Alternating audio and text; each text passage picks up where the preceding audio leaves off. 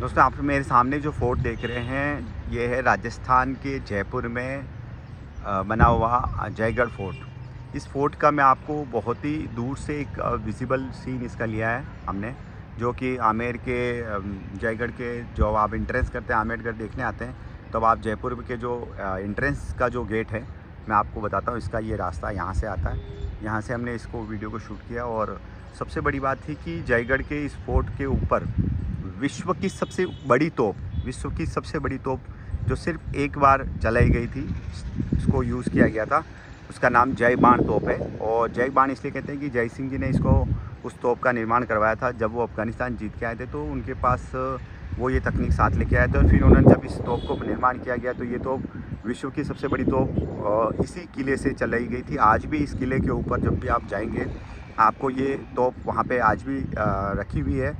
और उसमें जो तोप को यूज़ किया गया था, उस समय कहा जाता है कि उस समय 36 किलोमीटर का उस तोप का एक डिस्टेंस था। उस तोप को जब चलाया गया तब वो उसका जो गोला था वो 36 किलोमीटर दूर जयपुर के पास में एक चाकसू गांव है, वहाँ जाके गिरा।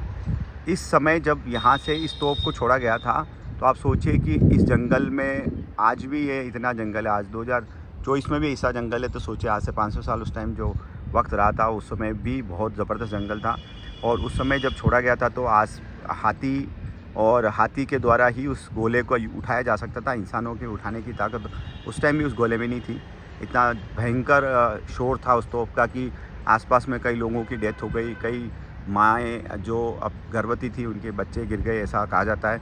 और चाकसू गांव में जब वो गिरा था तो वहाँ पे भी उसकी आवाज़ इतनी ज़ोरदार थी कि उसके बाद वहाँ पे भी कई माताओं के माँ अपने बच्चों के साथ रह रही थी, और कई लोगों की मृत्यु हो गई, क्योंकि उसका जो शोर था वो इतना ज़्यादा था कि उसके बाद इस तोप को कभी नहीं चलाया गया। और उसके बाद पूरी दुनिया ने इस बात को मान ली कि जो सबसे बड़ा जो तोप है वो जय बाण तोप है, और वो जयपुर के इस जयगढ़ के किले के ऊपर स्थापित है। आज भी अगर आप आएँ तो देखिएगा, इसे जय बाण तोप कहा जाता है और विश्व की सबसे बड़ी तोप है।